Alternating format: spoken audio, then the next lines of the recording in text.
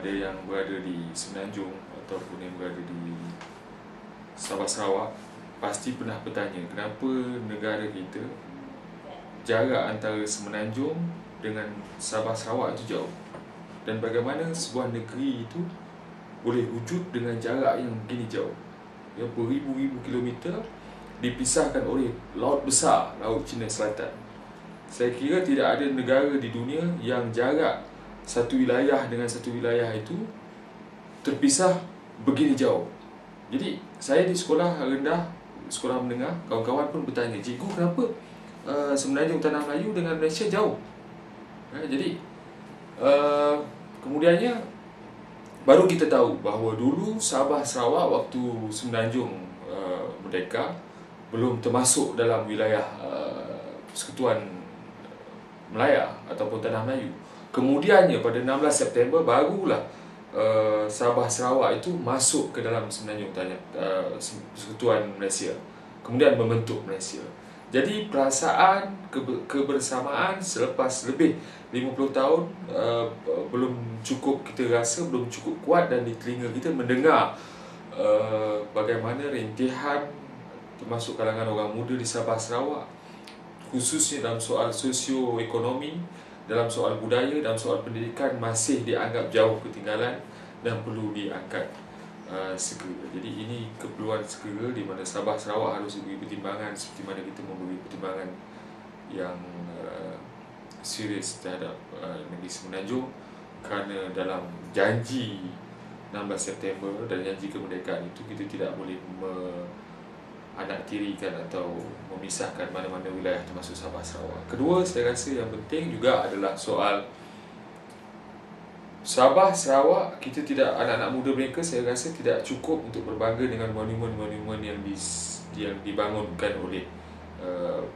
pemerintah negeri. Sedangkan soal keadilan ekonomi itu tidak menyeluruh sampai ke bawah. Ini perjuangan yang segera harus kita mulakan untuk kawan-kawan dan sahabat-sahabat, anak-anak muda dan seluruh rakyat Sabah dan Sarawak, di samping jalinan hubungan dengan rakyat Semenanjung yang harus semakin diperkukuh. Kita harus mengakui ada masalah integrasi kaum. Bukan sahaja masalah integrasi kaum, tapi juga masalah integrasi antar wilayah.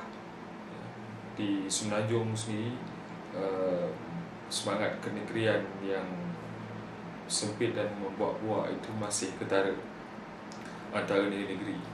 Ini ditambah parah dan sulit apabila semangat itu di Sabah Sarawak juga wujud, di mana tuduhan kamu orang Semenanjung, kami orang Sabah ataupun kami orang Sarawak.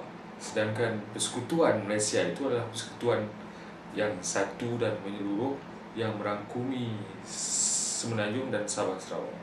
Jadi harus ditumpukan perhatian ke hadapan untuk mewujudkan integrasi yang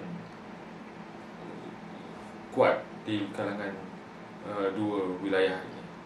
Jadi kita lihat integrasi akan hanya wujud kalau persekutuan menghormati hak-hak wilayah, Putrajaya menghormati hak-hak wilayah, kekayaan negeri dan kekayaan wilayah itu dikembalikan semula dengan jumlah yang munasabah dan adil kepada wilayah-wilayah.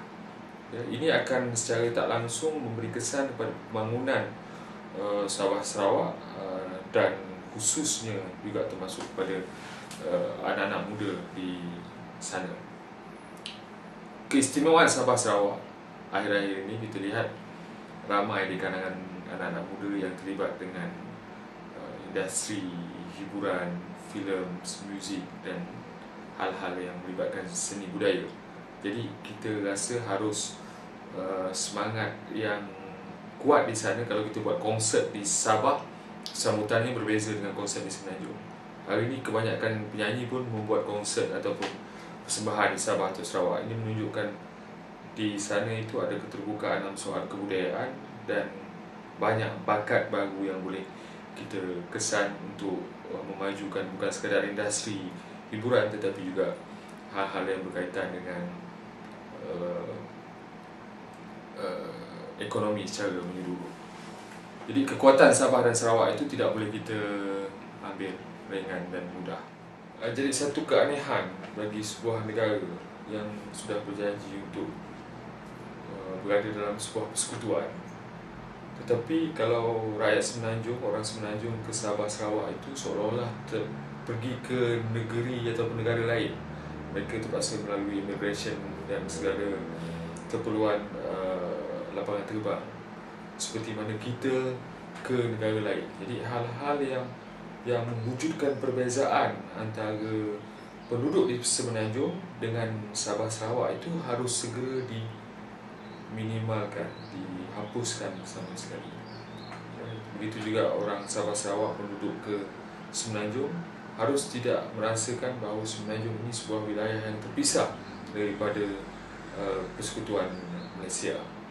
Jadi saya rasa meskipun hal-hal bersifat persekutuan dalam perlembagaan itu sudah selesai, tetapi di peringkat realiti dan kenyataannya, di soal pemikiran dan soal politik, banyak lagi yang belum usai dan beres kita lakukan. Jadi ini tuntutan segera mengapa kita harus mengingati 16 September sebagai Hari Malaysia, sebagai sebuah bangsa yang bersama di Semenanjung dan Sabah Sarawak. Saya rasa selamat Hari Malaysia 16 September.